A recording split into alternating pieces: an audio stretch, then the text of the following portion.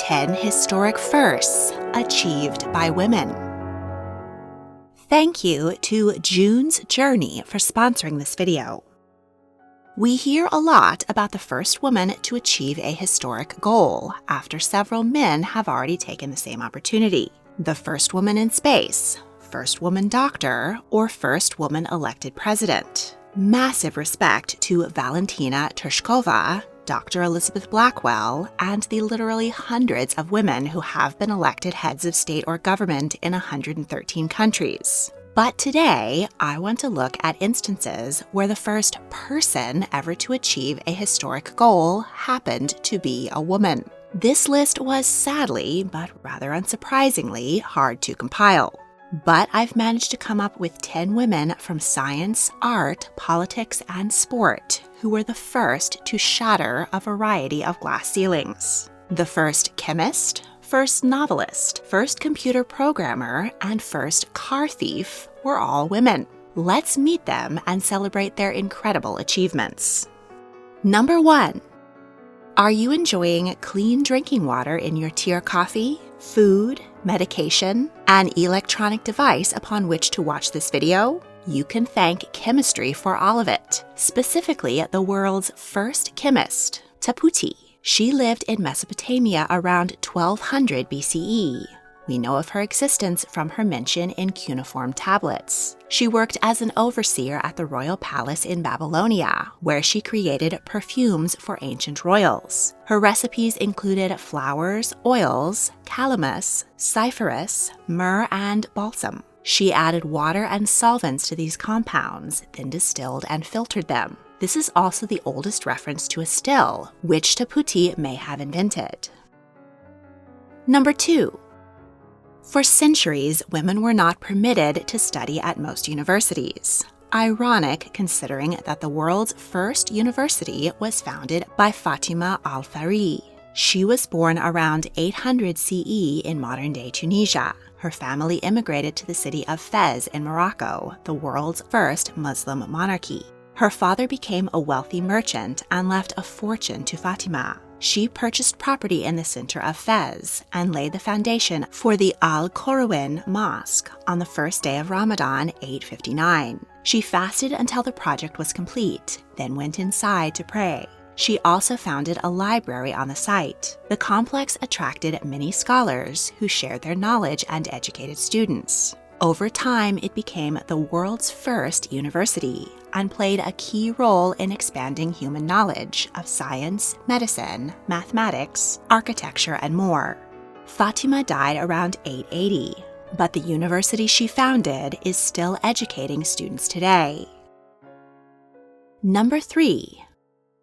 Whatever kind of book you like to curl up with, you can read into the fact that the world's first novel, The Tale of Genji, was written by Murashiki Shikibu. She was born in Japan in 973 into an aristocratic family. At the time, literary expression came in the form of poetry written in Chinese. Women were not allowed to learn the language, but Murasaki was hungry for knowledge and eavesdropped on her brother's lessons. She read every classic she could get her hands on. She was a unique bridge between the literature of men and the language and experiences of women. Murasaki remained at home studying well past the age most women were married, but her father eventually gave her away to a much older, flamboyant cousin who already had several wives. She gave birth to a daughter, but 2 years into her marriage, her husband died of cholera. As a widow, she was financially secure and had plenty of leisure time to work on her passion, writing. She was struck by the beauty of the August moon over Lake Biwa and was inspired to write The Tale of Genji, the story of a prince, his adventures, and romantic life. It is also an exceptional record of the customs of aristocratic society at the time. She wrote it in Japanese so women could enjoy it. Murasaki shared chapters with her friends, who couldn't get enough of the romantic adventure and copied pages to share with others. Soon, Murasaki had a reputation as an author. She was invited to be a lady-in-waiting at the imperial court of Empress Consort Shoshi. There she folded many scenes of court life into Genji's tale. It took her a decade to complete the 1,100-page epic. She also wrote a collection of autobiographical poems called The Diary of Lady Murasaki, but her life was cut short at 41. Her one great contribution to fiction has been translated into dozens of languages and is considered one of the greatest works of literature. Even in the 20th century, women were barred from many professions, including becoming doctors, engineers, and police officers. Nevertheless, there were passionate women who struck out on their own to take on these challenging roles. Take, for instance, June Parker, the intelligent and independent fictional female protagonist from the game June's Journey. She doesn't have a badge or access to a forensics lab, but she is determined to solve her sister and brother-in-law's murders using her own cunning. You can help June on her journey by playing hidden object mystery games and enjoying the thrilling storyline and compelling characters, all set in the glamorous 1920s. Here's a little taste. Can you spot the difference in these two scenes to find a vital clue? Stay tuned to the end of this video for the answer. Download June's Journey for free by clicking the link in the description or scanning the QR code. June's Journey is available on iOS and Android mobile devices and on PC. And now back to history. Number 4. Whether you're a Jedi or a Trekkie, you have to salute the author of the first work of science fiction, Mary Shelley. She was born in London in 1797. Her mother, Mary Wollstonecraft, was an early feminist who penned A Vindication of the Rights of Woman. But 10 days after the birth, Mary Sr. died from childbed fever. Her father, William Goodwin, also a famous writer and philosopher, raised his daughter and remarried, bringing an unloving stepmother and a stepsister, Claire, into the home. William was an excellent tutor and challenged his daughter's intellect, but fell short on offering affection. He became a mentor to poet Percy Shelley, the teenage son of a wealthy baronet. He had radical ideas about economic justice, and his parents refused to give him money for fears he would give it away. At 19, Percy had eloped with 16-year-old Harriet Westbrook, but he soon began a flirtation with Mary. They met for a tryst on her mother's grave. When she was 16 and he 21, Percy abandoned his pregnant wife and ran away with Mary. Her stepsister Claire tagged along. Cut off by their parents, the trio traveled war-torn Europe. Mary became pregnant, but due to their poor living conditions, she was often ill. She gave birth prematurely to a daughter who died within days. While she was in bed and depressed, Percy rejoiced at the news of a son born to his wife and took frequent strolls, and probably more, with Claire. He even tried to get Mary a lover of her own, but she only wanted him. They returned to London, where Mary gave birth to a son, William. In May 1816, the whole crew was invited by Claire's new lover, Lord Byron, for a villa holiday on Lake Geneva. Their summer was overshadowed by constant clouds and storms caused by the eruption of Mount Tambora, the deadliest volcano in history. Stuck inside, the bored party decided to have a competition to see who could write the best spooky story. Mary was at first unable to think of anything, as her compatriots regaled the group with tales of vampires and ghosts. But one night, she experienced a horrifying nightmare and woke up with the idea of Frankenstein. A young doctor uses modern science to reanimate a corpse. He then rejects the monster he has made, and the lonely creature is forced to find his own way in the world. Mary's own childhood loneliness and grief over her lost daughter are apparent. The group was astonished by her imaginative, original, and spine-chilling tale, and encouraged her to continue writing it once they returned to England. Percy's wife, Harriet, pregnant and abandoned by a new lover, drowned herself in the Serpentine. Now that Percy was legally single, he and Mary wed, and they welcomed a daughter, Clara.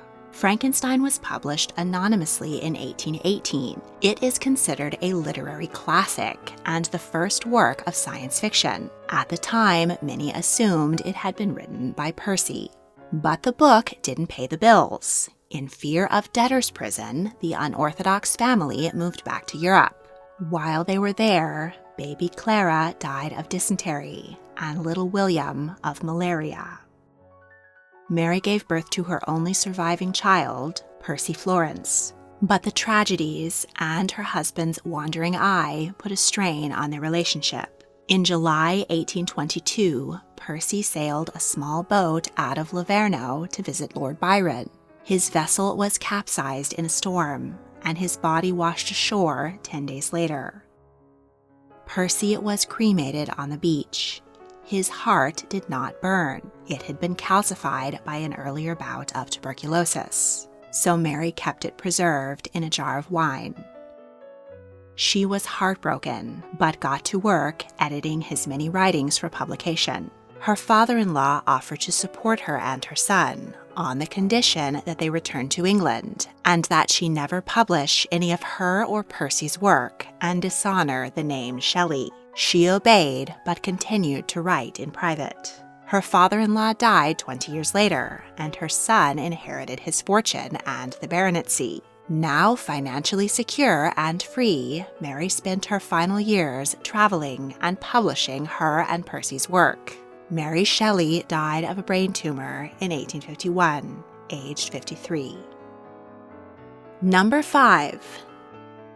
Tech bros take note. The person who wrote the first computer program was Ada Lovelace. She was born in London in 1815, the only legitimate child of famous poet Lord Byron. He abandoned his wife and child to flounce around Europe with the Shelleys and have scandalous affairs. He died at 36.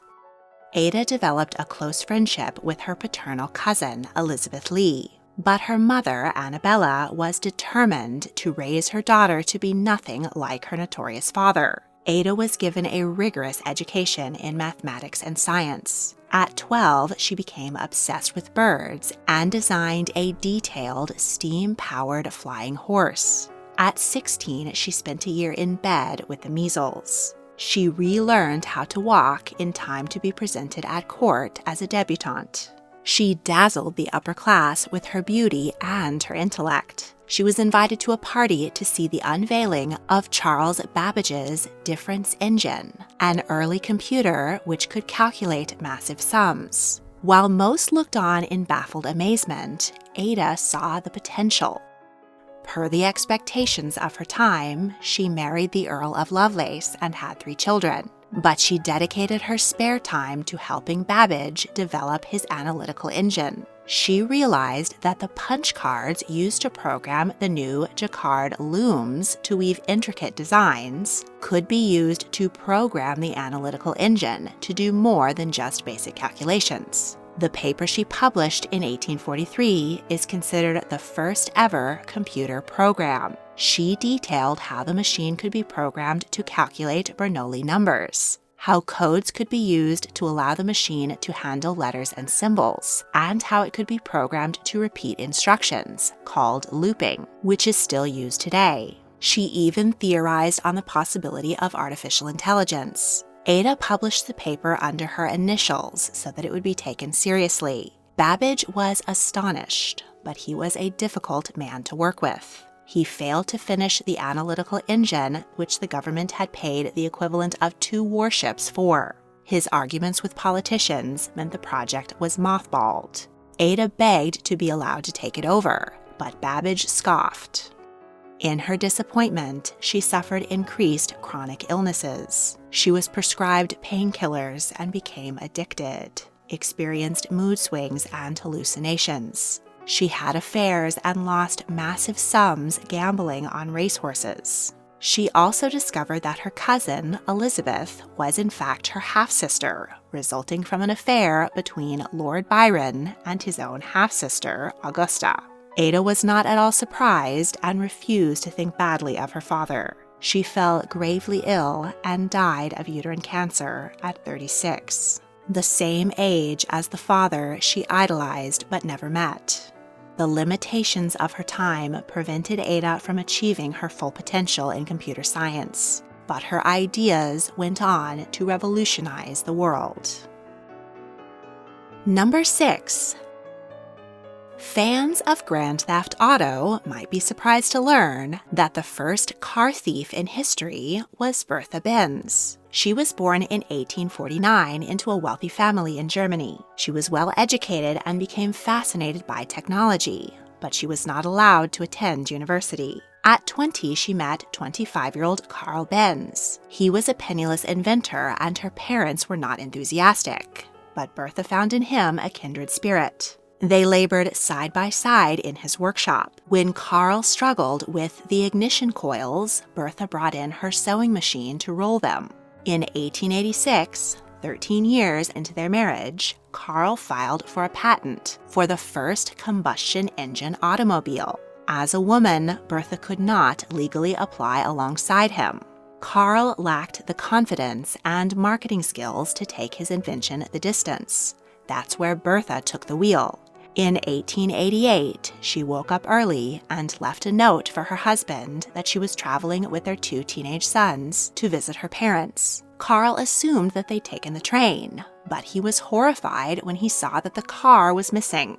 Not only had she technically stolen it, but she had no permit to drive it. Bertha traveled 62 miles along cobblestone and dirt roads at 16 miles an hour. The car had difficulty surmounting hills, and her sons often got out to push. They had to stop several times to purchase gasoline, which was kept in small quantities at pharmacies for use as a solvent. A pharmacy in Westlock still has a sign announcing it as the world's first gas station.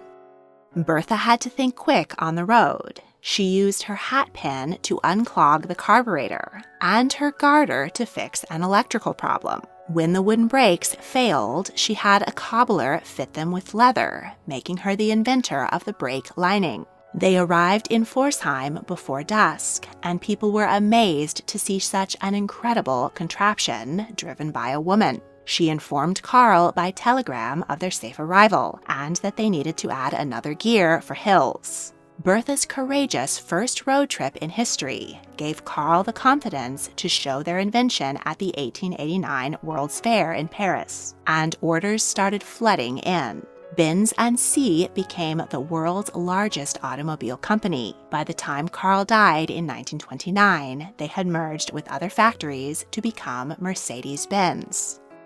Bertha lived to 95, dying in 1944. The route she drove is now the Bertha Benz Memorial Route.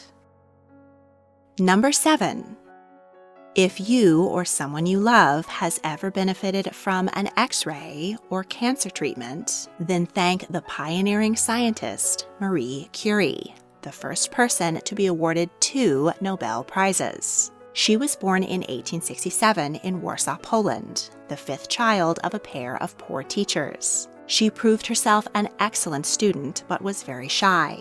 The early deaths of her mother and older sister caused her to lose her Catholic faith. She graduated top of her class in high school, but the Russian Empire, then in control of Poland, did not allow women to attend university. Marie took a job as a governess to support her older sister's studies at the University of Paris. In time, Marie earned enough to join her there. She studied physics at the Sorbonne and struggled to learn French. She supported herself by tutoring and working at the library, but she often went hungry. Still, she graduated top of her class with a master's in physics and a scholarship to get a second degree in mathematics. Marie got a job testing the magnetism of steel. She did her research at the laboratory run by already noted scientist Pierre Curie. He thought very little of women, but was struck by Marie's brilliance. The shy, mousy young woman was surprised to receive his attention and agreed to marry him. While raising their 2 daughters and teaching, Marie worked on her doctorate. She and Pierre studied recently discovered X-rays and discovered 2 new elements that produce them: polonium, which she named after her native Poland, and the even more potent radium. They could have become rich off the discovery. Instead, they shared their knowledge with the world. Radium was soon used for many scientific and medical purposes, including destroying cancer cells. In 1903, Marie became the first woman in history to be awarded a Nobel Prize. The honor in physics came with cash to continue her work, and a good deal of notoriety, which she soundly rejected. But she and Pierre were too ill to travel to Sweden to accept the prize. Both were constantly exhausted, in pain, and had burnt, numb fingertips. Marie suffered a miscarriage. In 1906, Pierre was out running errands in the rain when he slipped under a carriage. His skull was fractured by the wheel, and he died instantly. Marie was devastated. She was offered his professorship at the Sorbonne, and reporters crowded in to see if she would cry during her first lecture. Instead, she picked up right where Pierre had left off. She established her own laboratory where she extracted pure radium and published a treatise on radioactivity. In 1911, she became the first person to be awarded a second Nobel Prize, this time in chemistry. During World War I, she set up X-ray units to help doctors locate bullets in wounded soldiers. She went on a lecture tour of the United States, but had to return home early as her eyesight and hearing were failing. She died from prolonged radiation exposure in 1934 at the age of 66. Her daughter Irene also won a Nobel Prize in 1935. Marie and Pierre were buried together in the Paris Pantheon. Their remains, which are still radioactive, were sealed in lead-lined coffins to protect the public. Number 8.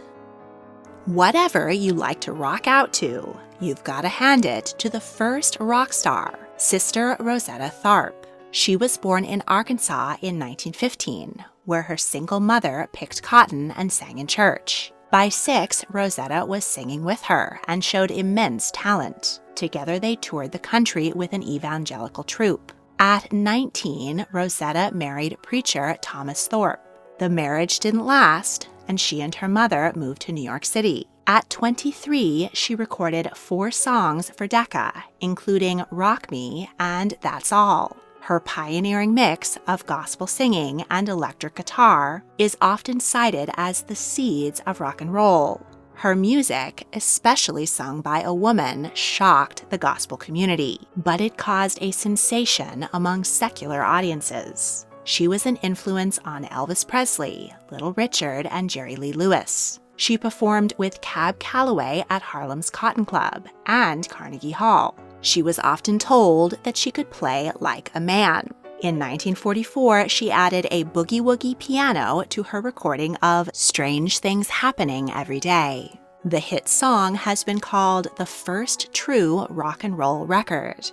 Rosetta spent the next 3 decades touring, as the genre she had given birth to evolved and took over the world. In a very rock star move, she sold tickets to her 3rd wedding with her manager, Russell Morrison. In 1964, she toured Europe, and among those who lined up to see her were Eric Clapton, Jeff Beck, Keith Richards, and Brian Jones. Rosetta suffered a stroke and lost a leg to diabetes. She died at the age of 53.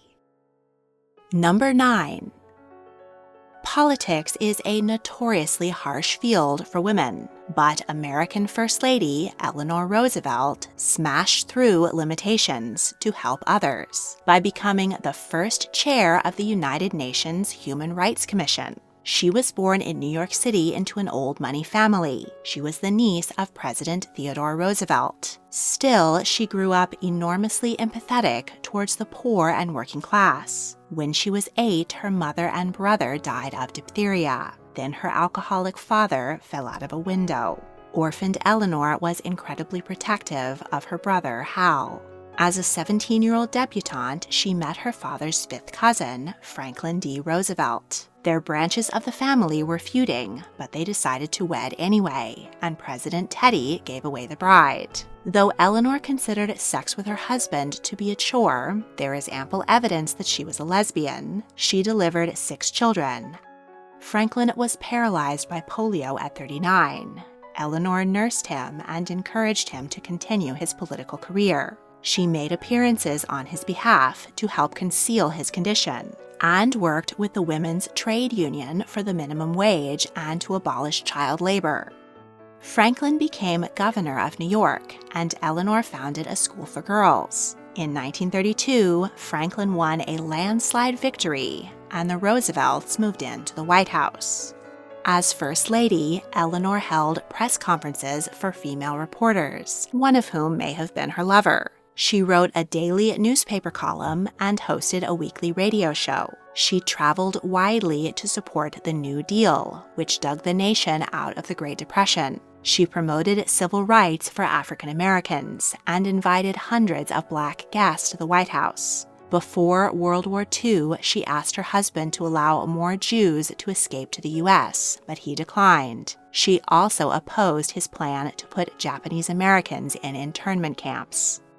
She visited American troops overseas and supported women entering the workforce with training programs and government-sponsored daycare. She supported the Tuskegee Airmen to become the first Black combat pilots. After the Allied victory, Franklin was a key player in the creation of the United Nations. After 3 terms and 12 years in office, he died at the age of 63.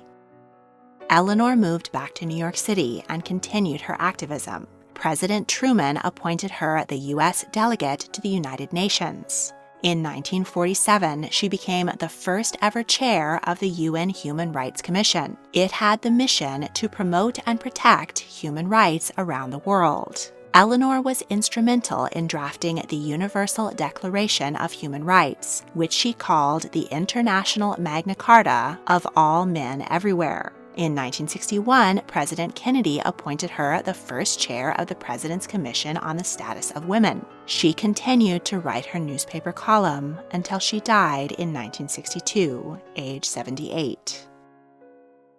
Number 10. Women's sports are just now surging in popularity after centuries of being an afterthought. But the first gymnast to ever achieve a perfect 10 at the Olympics was Nadia Comaneci in 1976.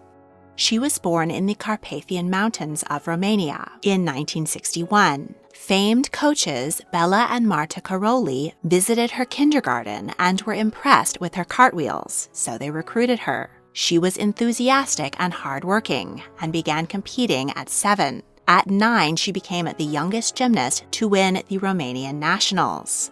At 13, she nearly swept the board at the European Women's Gymnastic Championships. In 1976, the 14-year-old athlete represented Romania at the Montreal Olympics. Her routine on the uneven bars displayed her incredible speed, strength, and a little extra she called the Nadia touch. She was awarded the first ever perfect score of 10 from all 7 judges. Omega, the Olympics scoreboard manufacturer, had been told that a score of 10.00 was impossible, so they didn't make enough room for a 4th digit. Therefore, her score was projected as 1.00. The crowd was confused and then astonished. But she wasn't done dazzling the judges yet. She went on to earn 7 perfect 10s in Montreal, 4 on the uneven bars and 3 on the beam. She won gold in individual all-around, balance beam, and uneven bars, bronze for floor exercise, and silver as part of the Romanian team. Nadia's achievement made her a media darling, popularized gymnastics in America, and inspired millions. In 1980, she competed at the Moscow Olympics. The U.S. and other countries were boycotting the Games because of the Soviet invasion of Afghanistan. Nadia defended her gold on the balance beam and won floor exercise, but her coach protested unfair scoring by the Russian judge. This made life back in Romania very difficult for him. The next year, the communist government sent Nadia and her coaches on a tour of the United States. On the last day, the Karolis defected and sought asylum. They asked Nadia to join them, but she wanted to return home. Back in Romania, she was closely monitored by the government, who feared that they would lose her as a national asset. She was allowed to attend the 1984 Olympics in Los Angeles, where she saw but was not allowed to speak to the Karolis, who were now coaching American star Mary Lou Retton. In 1989, she joined a group fleeing Romania. They walked at night through the Hungarian mountains to Austria, where they boarded a plane to the U.S. Nadia went to Oklahoma, where she helped her old friend, American gold medalist Bart Connor, run a gymnastics school. In 1996, the pair were able to return to Romania after the fall of communism, where their wedding at the National Palace was broadcast on TV. They have one son. Nadia continues to play an important leadership role in gymnastics, the Olympics, and several charities. So there you have it, 10 incredible firsts achieved by women. Did I forget to mention your favorite? Let me know in the comments. Did you spot the difference in the two June's Journey photos? There are 3 whiskey glasses, but only 2 victims. Was the killer drinking with them? Download June's Journey for free to find out. If you enjoyed this video, please like, subscribe, comment your thoughts, and check out my other history videos. You can also join my Patreon to support my work and get early access to all of my multi-part series. Thank you for watching.